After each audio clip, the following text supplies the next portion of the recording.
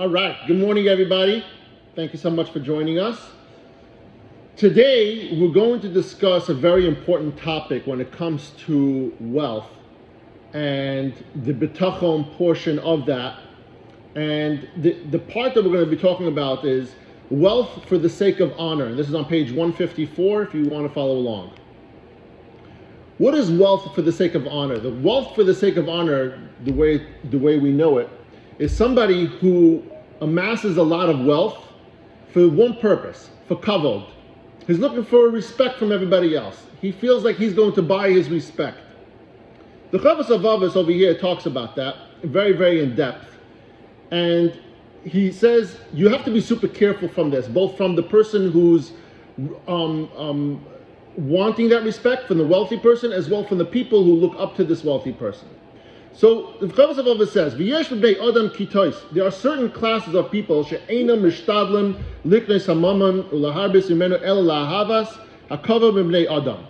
the only reason that these people are amassing fortunes is for one reason only, is because they want respect, they want honor. And to make a name for themselves. And no amount of money is ever going to be enough for this person. We spoke that somebody who thinks they're amassing money for their own benefit, at some point when they amass a large enough amount of money, they feel like it's going to be enough for them to sustain themselves for the rest of their life.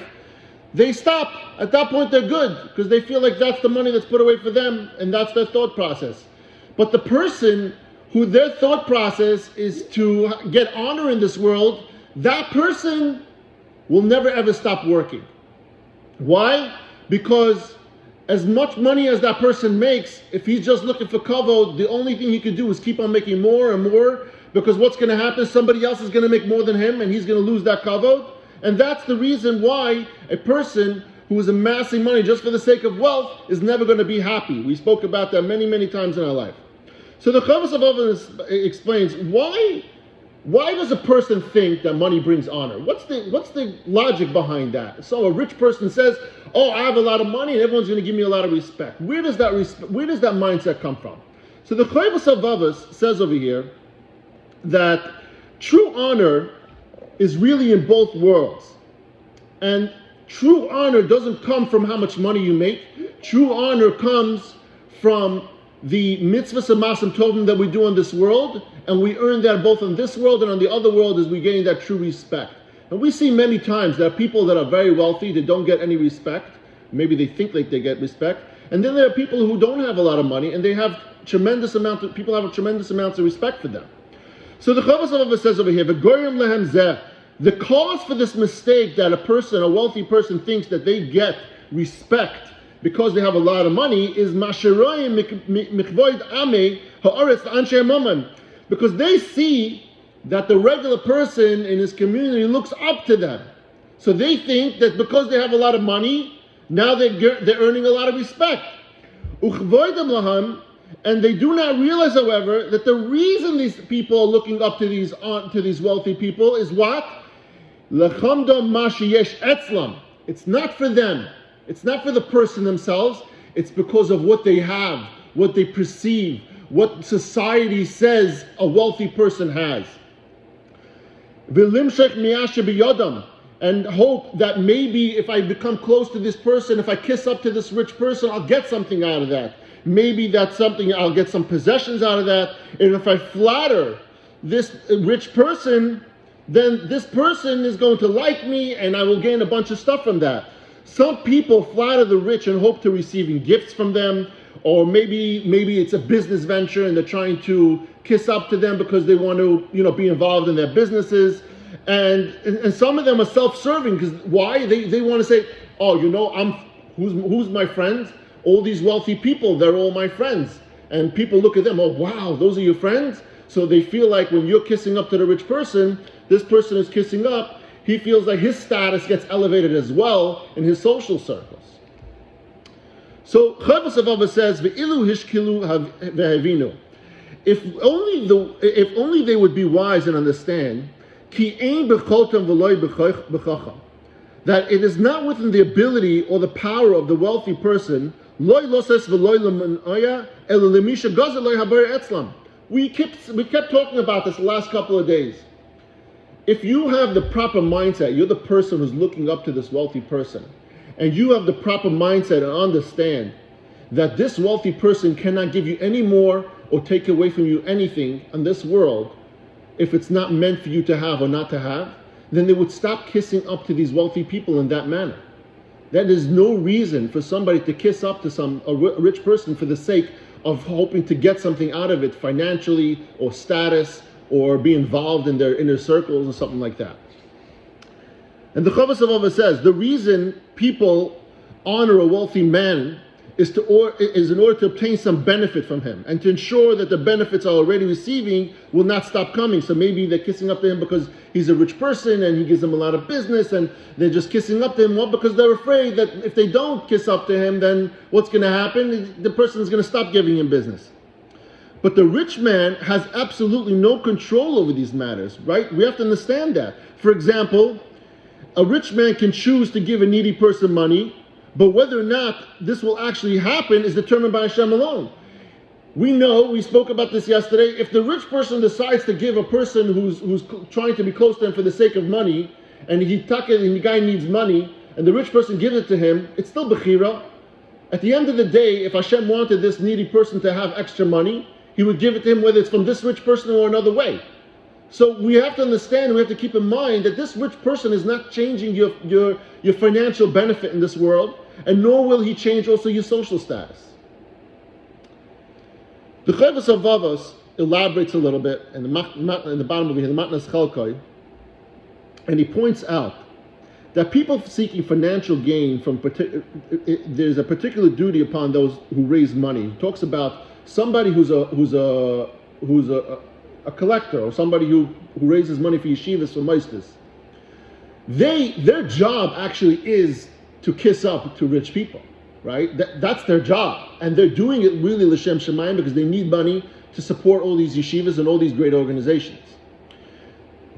What the collector, has to keep in mind at all times when they are doing this is, first of all, to do it in a way that's l'shem shemayim and not in a way where it's a social thing, where he's trying to elevate himself, that he shouldn't take for granted at any point that the only reason he's after this person is just for tzedakah.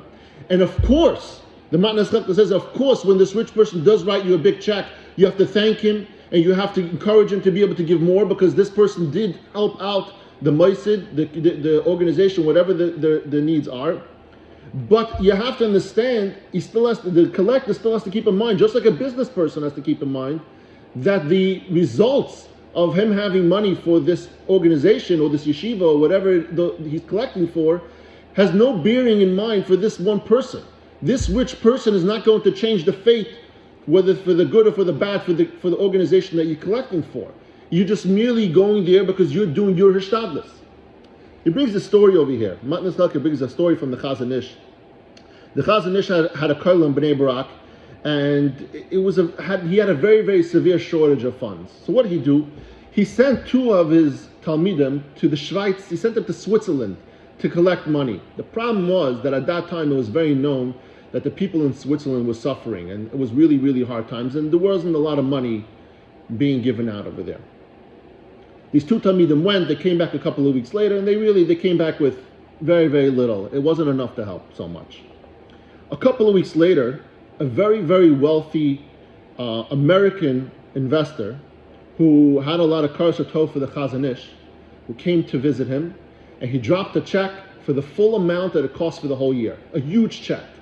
The Chazon Ish called in these two talmidim and he told them, he said, you see, this check is the fruits of your labor. How? How so? Hashem asked you to do one thing. You do hishtadlus. The fact that you went to Switzerland and you came back with very little money, you still did your hishtadlus. But Hashem is showing you that even though you went to wealthy people in Switzerland, and yes, maybe they have hard times right now and it's not so easy, but you did your hishtadlus, and the money didn't even come from them, it came from somewhere else. And so we have to understand that one of the mistakes we're going to make when we're trying to kiss up to wealthy people for the sake of beneficial gain or for gain of status in social circles, you're making a very, very big mistake. He says further over here, The fate of people who flatter others in the pursuit of money and honor. What's going to happen?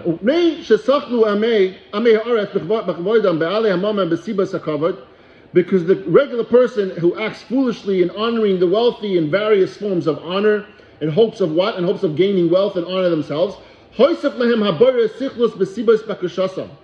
Hashem adds to their foolishness, and he says to them, okay, if this is what you need, this is what you feel is going to help you, then this is the only way you're going to make money. You're going to have to work hard for all your money. You're going to have to kiss up to everybody, and you're going to have to be under their spell at all times in order to get it. And if you deserve it, you will get it. But the only way you're going to get it is by doing these things. These people crave honor, but are convinced, they're convinced in their mind that the only way that they're going to get honor is through wealth. They begin the pursuit of it by flattering the rich people and hoping to gain access to the money that this rich person has. And the foolish, he gets caught up in all these different stupidities that he has. And what happens? What happens to him? He's so enamored with all this stupidity that he has to be involved in the social circles of the rich people, that what does he do? He forgets about his own ishtadlis.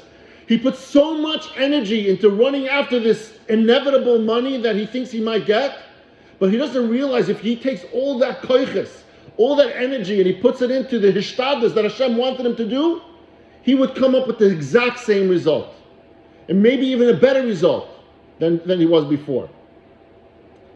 He says over here further, so he's so preoccupied and he neglects his day-to-day. And what Hashem obligated to him to do is his ishtadlis. It's which is to fulfill the obligations toward Hashem.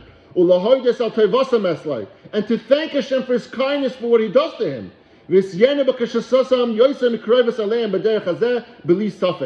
If they would apply their efforts, the same efforts and energy that they put in to running after this stupid way of running after money by trying to gain trust, fame, and money from this wealthy people, he would do a lot better by doing it by himself. On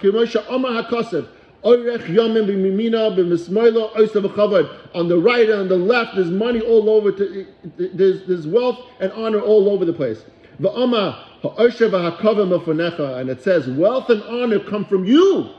Wealth and honor doesn't come from other people. If you think you're going to buy honor, that you're 100% wrong. The wealth and honor that you gain in this world, that's only from you yourself and the only person who can make that happen. But you running after the circles of the wealthy, the elite, and the elite running after the lower class, or that you want to call it, the people who are not as wealthy as them and seek, they're looking for that honor, for that respect, that can't happen. We all know that you have to earn respect. You have to earn honor. You cannot buy that.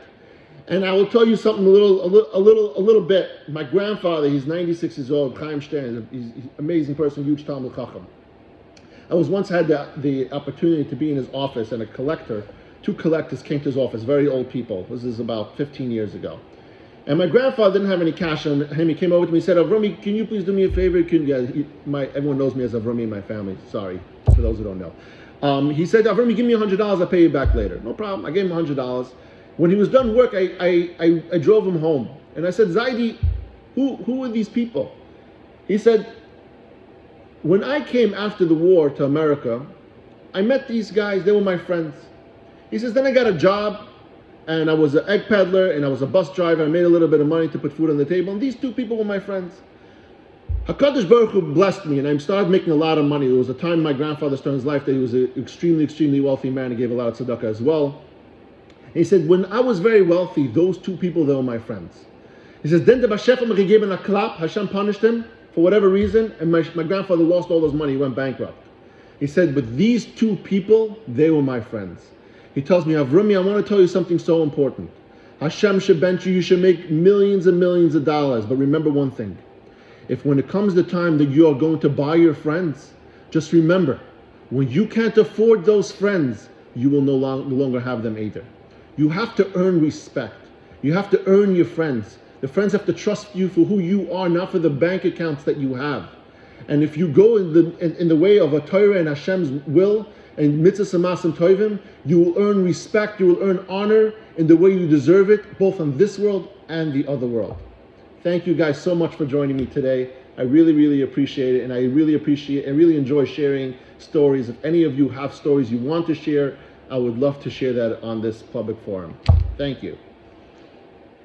He's learning from the Shalom and Surah Rochel, and Lily Nishmas, a dear friend, and the Nachum and the Surah Yaakov. Everybody have a fantastic day.